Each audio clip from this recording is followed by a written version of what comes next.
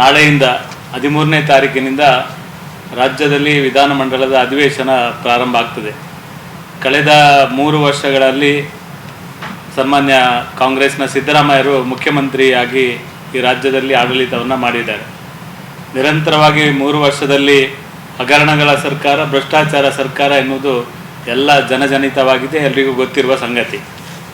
ವ್ಯಾಪಕವಾಗಿ ಹಗರಣ ಆಗಿರುವುದರಲ್ಲಿ ವಿಶೇಷವಾಗಿ ನಮ್ಮ ಕರ್ನಾಟಕದ ರಾಜ್ಯದ ಮಂತ್ರಿಮಂಡಲದಲ್ಲಿ ಸಚಿವರಾಗಿದ್ದಂಥ ಸನ್ಮಾನ್ಯ ನಾಗೇಂದ್ರ ಅವರು ಭ್ರಷ್ಟಾಚಾರದ ವಾಲ್ಮೀಕಿ ಹಗರಣದ ಮುಖಾಂತರ 186 ಕೋಟಿಯ ಹಗರಣದ ಮುಖಾಂತರ ರಾಜೀನಾಮೆ ಕೊಟ್ಟಿರುವಂಥದ್ದು ಮತ್ತು ಅವರ ಮೇಲೆ ಕೇಸ್ ಆಗಿರುವಂಥದ್ದು, ಅವರು ಜೈಲಿಗೆ ಹೋಗಿರುವಂಥದ್ದು ಮತ್ತು ಇಡಿಯಲ್ಲಿ ಅವರ ಹೆಸರು ಕೂಡ ಉಲ್ಲೇಖ ಆಗಿರುವಂಥದ್ದು ನಮಗೆಲ್ಲ ಗೊತ್ತಿರುವ ಸಂಗತಿ.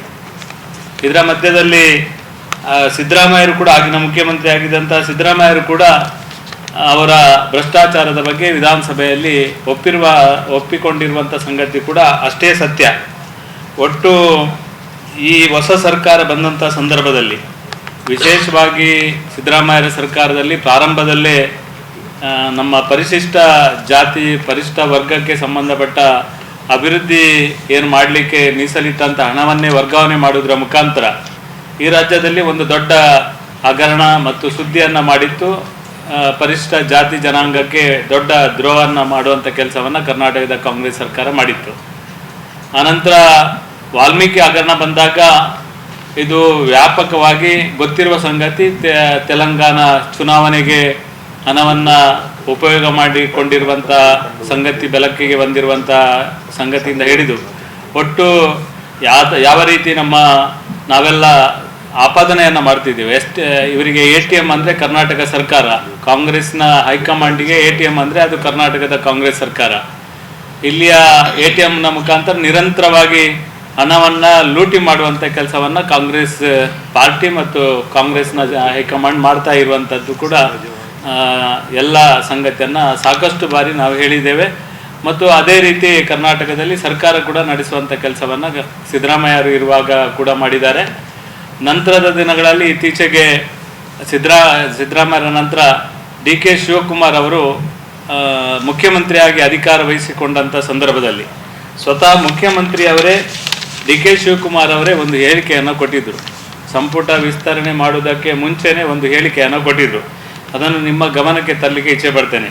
ಸಚಿವರಾಗಲಿ ಶಾಸಕರಾಗಲಿ ಅಕ್ರಮ ನಡೆಸಿದರೆ ನನಗೆ ತಕ್ಷಣ ಫೋನ್ ಮಾಡಿದರೆ ಅವರ ಮೇಲೆ ಕ್ರಮ ತಗೊಳ್ತೇನೆ ಅಂತ ಸ್ವತಃ DK ಶಿವಕುಮಾರ್ ಅವರೇ ಹೇಳಿಕೆಯನ್ನು ಕೊಟ್ಟಿರುವಂಥದ್ದು ಮತ್ತು ಪತ್ರಿಕೆಯಲ್ಲಿ ಕೂಡ ಅದು ಬಂದಿದೆ. ಅದರ ಜೊತೆಗೆ ಅವರು ಜಿಲ್ಲಾ ಕಚೇರಿ ಆಗಿರ್ಬೋದು ಅಥವಾ ತಾಲೂಕು ಕಚೇರಿ ಆಗಿರ್ಬೋದು, ಯಾವುದೇ ಒಬ್ಬ ಸಾಮಾನ್ಯ ಸರ್ಕಾರಿ ನೌಕರ 10 ರೂಪಾಯಿದು ಭ್ರಷ್ಟಾಚಾರ, 10 ರೂಪಾಯಿ ಲಂಚ ತಗೊಂಡು ನನ್ನ ಗಮನಕ್ಕೆ ತಗೊಂಡ್ರೆ ಅವರ ಮೇಲೆ ಆ್ಯಕ್ಷನ್ ತಗೊಳ್ತೇನೆ ಎನ್ನುವ ಮಾತನ್ನು ಸ್ವತಃ DK ಶಿವಕುಮಾರ್ ಅವರು ಹೇಳಿಕೆಯನ್ನು ಕೊಡುವುದರ ಮುಖಾಂತರ ಭ್ರಷ್ಟಾಚಾರ ರಹಿತ ಆಡಳಿತವನ್ನು ಈ ರಾಜ್ಯದಲ್ಲಿ ಕೊಡ್ತೇನೆ ಎನ್ನುವ ವಾಗ್ದಾನವನ್ನು ಪ್ರಾರಂಭದಲ್ಲಿ ಕೊಟ್ಟಿದ್ದರು.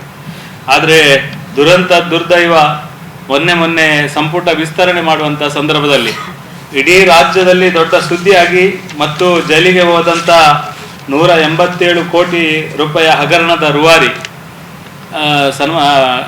ನಮ್ಮ ನಾಗೇಂದ್ರ ಅವರು ಅಷ್ಟೆಲ್ಲ ಭ್ರಷ್ಟಾಚಾರ ಮಾಡಿದವರನ್ನು ಮೊನ್ನೆ ಸಂಪುಟಕ್ಕೆ ತಗೊಳ್ಳುವ ಮುಖಾಂತರ ನಾನು ಭ್ರಷ್ಟಾಚಾರ ನಿಲ್ಲಿಸುವುದಲ್ಲ, ದೊಡ್ಡ ಮಂತ್ರಿಗಳ ಮುಖಾಂತರ ಭ್ರಷ್ಟಾಚಾರ ಮಾಡಿಸ್ತೇನೆ ಎನ್ನುವ ರೀತಿಯಲ್ಲಿ ಜನರಿಗೆ ಒಂದು ಸಂದೇಶ ಕೊಡುವ ಕೆಲಸವನ್ನು ಮಾಡಿದ್ದಾರೆ.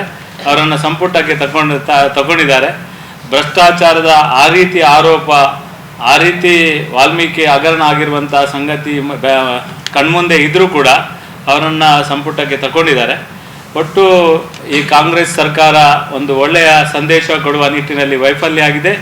ಭ್ರಷ್ಟಾಚಾರಕ್ಕೆ ಬುನಾದಿ ಹಾಕುವಂಥ ಒಂದು ಪ್ರಾರಂಭದಲ್ಲೇ ಹೆಜ್ಜೆಯನ್ನು ಹಾಕಿದೆ. ಈ ಸಂದರ್ಭದಲ್ಲಿ ನಾವು ನಾಳೆ ಅಧಿವೇಶನ ಪ್ರಾರಂಭ ಆಗುವಂಥ ಸಂದರ್ಭದಲ್ಲಿ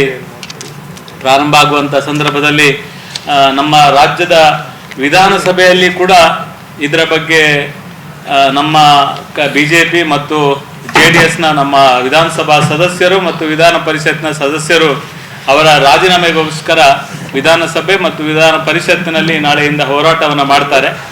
ಅವರ ರಾಜೀನಾಮೆ ಕೊಡುವ ತನಕ ಈ ಒಂದು ಹೋರಾಟವನ್ನು ಮುಂದುವರಿಸಿಕೊಂಡು ಹೋಗಬೇಕೆನ್ನುವ ಹಿನ್ನೆಲೆಯಲ್ಲಿ ಕರ್ನಾಟಕದ ಬಿಜೆಪಿ ಮತ್ತು JDS ಜಂಟಿಯಾಗಿ ನಿರ್ಧಾರವನ್ನು ಮಾಡಿದೆ. ಜೊತೆಗೆ ವಿಧಾನಸಭೆಯ ಹೊರಗೆ ಕೂಡ ಈ ಒಂದು ಹೋರಾಟವನ್ನು ಮುಂದೆ ತಗೊಳ್ಳುವಂಥ ಕಾರ್ಯಕ್ರಮವನ್ನು ಕರ್ನಾಟಕದ ಬಿಜೆಪಿ ಸಮಿತಿ ಈಗಾಗಲೇ ರಾಜ್ಯಾಧ್ಯಕ್ಷರಾದ ಸನ್ಮಾನ್ಯ ವಿಜೇಂದ್ರ ಅವರು ನಿನ್ನೆ ಪತ್ರಿಕಾಗೋಷ್ಠಿ ಮುಖಾಂತರ ರಾಜ್ಯದಲ್ಲಿ ತಿಳಿಸಿದ್ದಾರೆ.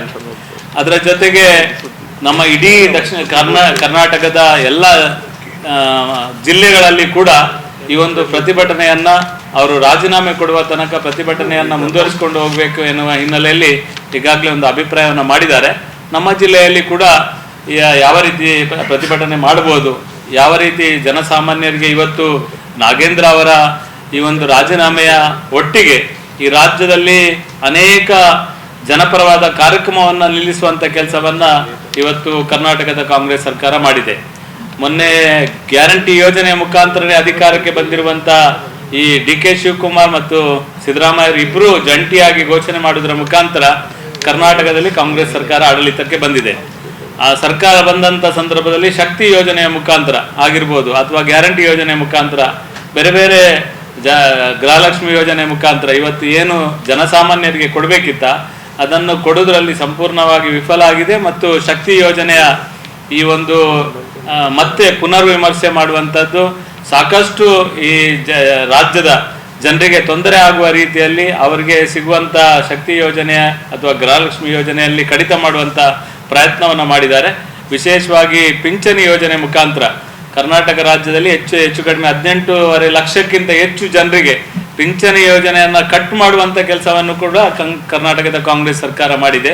ಈ ಎಲ್ಲ ಸಂಗತಿಯನ್ನು ಎದುರಿಟ್ಟುಕೊಂಡು ಹೋರಾಟ ದಕ್ಷಿಣ ಕನ್ನಡ ಜಿಲ್ಲೆಯಲ್ಲಿ ಕೂಡ ಮಾಡಬೇಕು ಅಂತ ಒಂದು ನಮ್ಮ ಪಾರ್ಟಿಯ ಒಂದು ಚಿಂತನೆ ಇದೆ.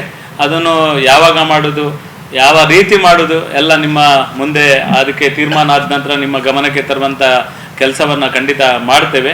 ಒಟ್ಟು ಈ ರಾಜ್ಯದಲ್ಲಿ ಭ್ರಷ್ಟಾಚಾರದ ಜೊತೆಗೆ ಆಡಳಿತ ಮಾಡುತ್ತಿರುವಂಥ DK ಶಿವಕುಮಾರ್ ಅವರ ಕರ್ನಾಟಕದ ಕಾಂಗ್ರೆಸ್ ಸರ್ಕಾರ, ವಿಶೇಷವಾಗಿ ಕಾಂಗ್ರೆಸ್ಸಿನ ಈ ಒಂದು ಸರ್ಕಾರ ಒಂದು ಸ್ಪಷ್ಟವಾದ ಜನಪರವಾದ ಆಡಳಿತ ನೀಡದೆ ಸಂಪೂರ್ಣವಾಗಿ ಜನವಿರೋಧಿ ನೀತಿಯನ್ನು ಅನುಸರಿಸಿರುವ ವಿರುದ್ಧ ವಿಧಾನಸಭೆಯಲ್ಲಿ ಹೇಗೆ ಹೋರಾಟ ಆಗ್ತದೆ ಅದೇ ರೀತಿ ವಿಧಾನಸಭೆಯ ಒಳಗೆ ಮತ್ತು ಎಲ್ಲ ಜಿಲ್ಲಾ ಕೇಂದ್ರಗಳಲ್ಲಿ ಕೂಡ ಈ ಒಂದು ಹೋರಾಟವನ್ನು ಮಾಡಬೇಕು ಅಂತ ಚಿಂತನೆಯನ್ನು ಮಾಡಿದ್ದೇವೆ.